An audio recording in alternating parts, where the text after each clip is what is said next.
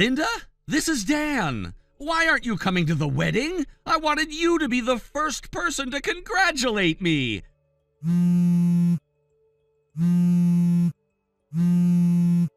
What's going on? It's the wedding invitation, the one I gave to Rachel to pass along to you. Why in the world did you return it with not attending marked on it? Why, isn't it obvious? Why would I want to attend the wedding of my ex-husband? But listen, you're a classmate and we have so many mutual friends. If I didn't invite you, it would be awkward, don't you think? It wouldn't be weird at all if you came just like it were a school reunion. No big deal. No, I can't do that. Actually, a lot of people already know that we're divorced, and if they see your ex-wife showing up at the wedding, it's going to make things really uncomfortable. The bride probably won't be too happy about it either. So please, don't worry about it. You can just go ahead and have your wedding without worrying what I think. It's your day, after all. But you see, that's not exactly how it works. What do you mean? Actually, I want Rachel to be the flower girl. What? Rachel as the flower girl? My wife, Kylie, she's 21 and half Japanese, has spent a lot of time living in Asia. Because of that, she doesn't have any friends here in the U.S. who could be a flower girl, so it's only natural for me to handle this. It's my responsibility, right? But asking your ex-wife's daughter, the daughter of your ex-wife, to be part of the ceremony? That's a bit much, don't you think? Isn't it a great idea? Are you serious? If Rachel thought of you as a father, that would make sense, but do you even realize how long it's been since you last saw her? She knows you only through pictures.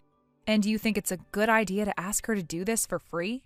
But listen to me, no matter what, Rachel is still my daughter. On the wedding day, she would only need to fulfill a small role. She'll get to wear a beautiful princess dress and she'll be thrilled. She'll love it. You're being incredibly naive. What about Kylie, the bride? Is she okay with this idea? The child from your past marriage stepping into the wedding like this? If I were her, I would be uncomfortable with it. This isn't a problem. I've told Kylie that Rachel is just a friend of mine. Wait, hold on a second. What? Please tell me you didn't leave out the fact that you actually have a daughter to Kylie, right? You didn't keep that from her, did you? Oh, I just told her I'm divorced. I didn't go into any more detail than that. What? Why didn't you tell her about your daughter? Kylie is still only 21 years old, you know. I didn't want to burden her with that information. It would be too much to handle. But age isn't the issue here. It's not about how old she is or whether you think she can handle the truth. It's about honesty, and you should have been open with her about having a daughter. Well, I'll bring it up eventually. I'm just waiting for the right moment. Please, leave this matter in my hands. Waiting for the right moment? This isn't something you can put off. Oh, come on. There's no need to overthink this. Kylie and her family are really easygoing and understanding, so everything will be fine. I'm sure of it. What do you mean by that? Look, if this situation causes any problems down the line, don't involve Rachel or me. We can't take responsibility for any of this. Okay. In the end, I've decided to ask Rachel to be the flower girl after all.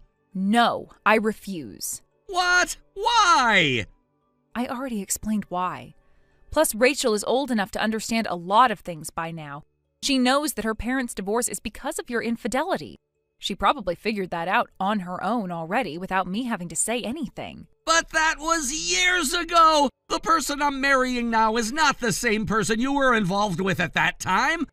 We should all just move on and let go of the past. I'll come to the wedding and put it behind me. Let's move forward, all right? You can't just make decisions like that on your own.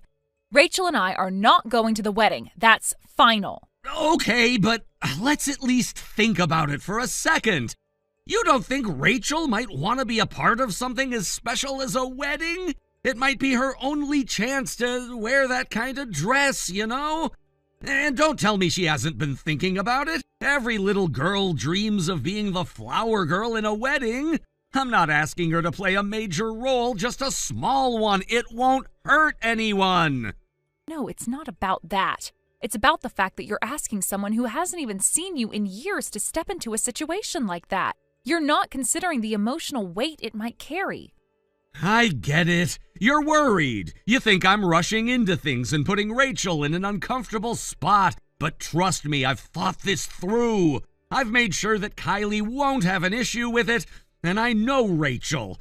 I know she'll enjoy it. It's a small role and it's just for one day. You're overthinking everything. Let it go. I am not overthinking it. I am trying to protect Rachel from this whole mess. She's been through enough, and you know it. The last thing she needs to be is put in an awkward situation at your wedding. And trust me, it would be awkward for her too. But Rachel isn't a child anymore. She's an adult. She's been through a lot, but that doesn't mean she's incapable of handling something like this. And she's not gonna be upset. If anything, she'll be excited. What's the harm in letting her be part of it? It's not about the harm. It's about respect. Respect for what's happened in the past and for the people involved. You can't just wipe all of that away and pretend nothing happened. Look, I know we didn't end things on the best terms, and I'm not trying to pretend otherwise. But this is my wedding. This is a new chapter in my life, and I want to celebrate it with the people who matter to me. Rachel matters, and I would like for her to be a part of it, even if it's just in a small way. You can't expect me to just get over everything and accept it like it's nothing. There is a lot more to this than you think.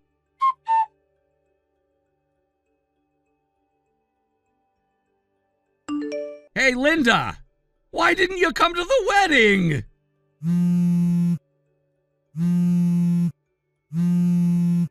Hey! Answer me! Why aren't you picking up the phone? This is seriously frustrating! What? Why didn't you show up today? The wedding was important and I needed you here. Why did you tell me you weren't coming?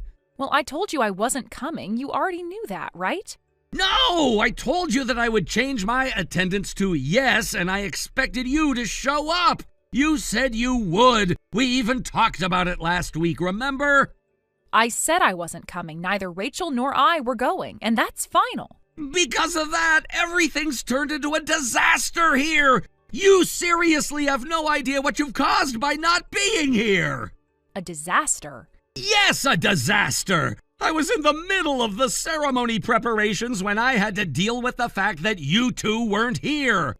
I found a girl dressed as a flower girl in the hallway, and I just assumed it was Rachel. I was panicking, thinking she was lost, so I tried to grab her and take her to the aisle. But then it turns out she was actually there for another wedding. She was mistaken for Rachel, and it caused a huge commotion. Didn't you check her name before trying to take her? I didn't have time to check. It was right before the ceremony, and I was rushing around to make sure everything went smoothly. It's easy to mistake someone in a flower girl dress for Rachel, especially when you've only seen her in photos for so long. You know, I've been living with this chaotic wedding planning for weeks now, so seeing someone who looked like Rachel made me panic. Well, about that, I've heard most of what happened from friends who were attending your wedding. What? You heard what happened? Yes, honestly, I am just kind of dumbfounded by everything. You're really putting me in a tough spot right now. What do you mean? That girl you mistook for Rachel was actually only 8 years old, huh? I heard that she was way younger than Rachel. What does that have to do with anything? She was the same age as Rachel, as far as I could tell. Well, Rachel is 11 now. You seriously mistook an 8-year-old for an 11-year-old? That's a pretty big difference. No way. She's 11 now? Yeah, I told you that. I'm surprised you didn't know. I mean, you haven't seen her in a couple of years, but still, 3 years is a huge difference. Are you really telling me you forgot that your own daughter is 11? Wait, hold on. So Rachel is 11. I really messed up, didn't I? Yes, you did. And you know what? The worst part is that the girl you grabbed didn't even look like Rachel. She was dressed for her age, which was appropriate for an 8-year-old. I heard you even screamed at her when you tried to drag her away by force. She started crying and was really upset. Well, of course, that caused a scene. No one would have expected that to happen. I was just trying to make sure everything went smoothly, but then everything fell apart. Wait. You're telling me that the girl I thought was Rachel was 8 years old and I still got it wrong? Yes, and it was a mess. You need to take responsibility for what happened here, but the real problem is what happened after you tried to grab her. What do you mean? Well, I heard after the whole mix-up you yelled at the girl. You even shouted, "Listen to what your father says," when you tried to drag her away. That's really bad, you know. Wait a second. Did I say that? I don't remember yelling that. Apparently you did. One of the bride's relatives overheard you. And from what I've been hearing, it wasn't just the girl who was upset. People who were nearby could hear everything. This is getting out of hand. I can't believe I messed up like this. I had no idea that people were listening to me. Why didn't you say something sooner? I didn't know until I heard it from the bride's side. Your parents didn't help either. When the relatives questioned them, they couldn't even give a proper explanation. That's when people from the groom's side got involved. It was such a mess that they started asking the guests for clarification. You've got to be kidding me! How is this happening? I'm not kidding. In fact, the bride's father even called me to ask about Rachel. I had to explain everything to him. Wait, what? You told them everything about Rachel? Yes, I had to. I told them everything about Rachel, and they asked me about the reason for your divorce. So I had to tell them about your affair, too. No way, you didn't! I told you that you should have explained things properly to avoid causing all this trouble. Now it's spiraled out of control. I don't believe this. You're just making everything worse by telling people about Rachel and my divorce. No, I'm just telling you the truth. You should have handled this better from the start. This mess is on you, not me. Wait, you're really acting like this is some other person's problem. How are you so calm about it? What do you mean? You're the one who's involved in this, and I'm the one who's trying to make sense of all this chaos. You're just sitting there not doing anything to help me out. If Rachel's involved, shouldn't you be helping me out too? Excuse me? Are you even listening to yourself? What? The issue with Rachel is your problem, not mine. Don't try to make me your scapegoat just because you can't handle the situation. I'll help as much as I can, but I'm not going to take the blame for your mistakes. You've got to be kidding me! You're not even going to help me fix this? I'm helping in my own way, but there's only so much I can do. You've made things worse for yourself by keeping quiet about Rachel all this time. Don't expect me to clean up your mess. Wait, what do you mean by that? Are you seriously just going to sit there and do nothing? I've been doing all I can, but I am not your personal assistant. You need to take responsibility for your actions. Fine, I get it, but this is really going to cause problems. My whole life is falling apart right now, and you're acting like it's not a big deal. Maybe you should have thought about that before everything went down like this.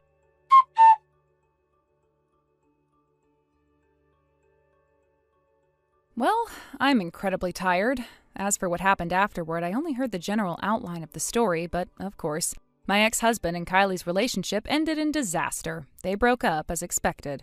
There were claims for alimony and compensation, and since my ex-husband had lied about not having children, the amount that was demanded from him was quite high. It seems like he had to pay a lot more than he anticipated due to that lie. On my end, I also had to chase after him for the child support payments that had been delayed. Eventually, I was able to get a certain amount out of him, though I had to make a lot of effort to get it. And so my ex-husband is currently trapped in a spiral of debt. It's really quite a mess. At one point, he even came to visit me, probably with the hope of asking for money, but the place he showed up at was the apartment I had moved out of years ago.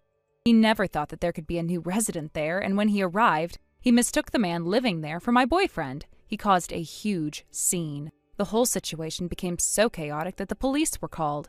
It turned into a big ruckus, and the damage he did, destroyed furniture and appliances, only made his financial troubles worse. His debts grew even larger because he had to pay for the repairs and replacements of the things he broke. Honestly, it's just exhausting. I can't believe the things that happened. It feels as though everything has come full circle. After all this time, he still hasn't learned. I guess people really don't change that easily. In some ways, I feel sorry for him, but at the same time, I can't bring myself to offer any sympathy.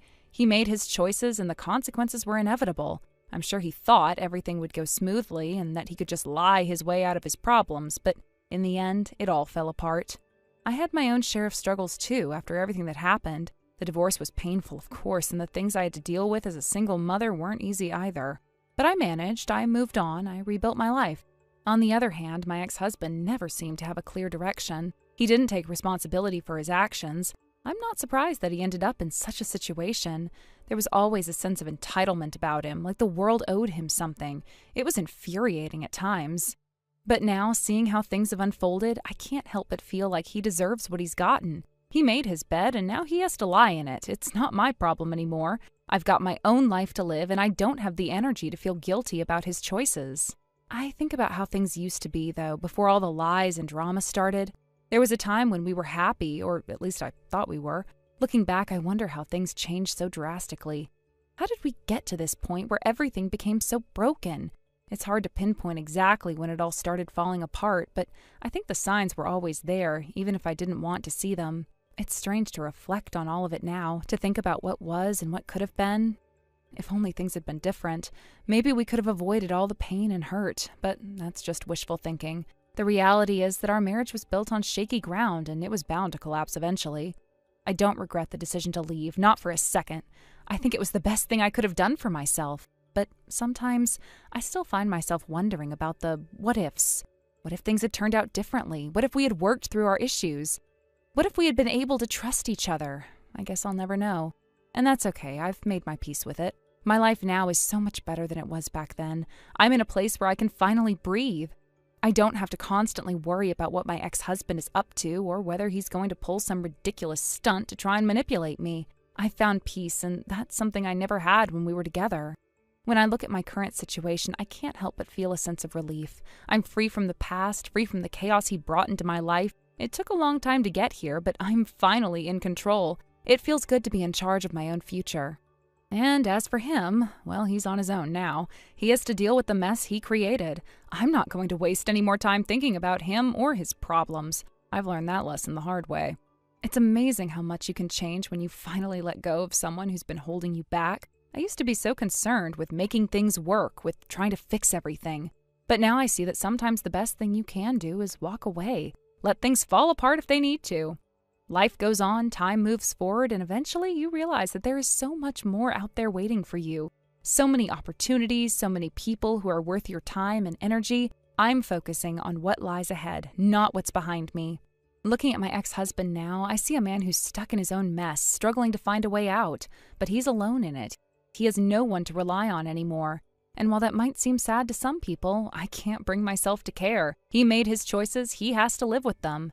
At the end of the day, it's all about moving forward. It's about not letting the past define you. And I refuse to let my ex-husband's mistakes shape my future. I am done with him. So yes, it's exhausting to think about everything that's happened, but I'm not going to let it weigh me down. I've learned my lessons, and now it's time for me to enjoy the life I've built for myself. Thank you for watching and listening. We hope you enjoyed the video. Don't forget to like this video and subscribe. Also, feel free to leave a comment about what you thought of the story. We look forward to seeing you at the next story. Thank you for watching. Please subscribe and hit the like button.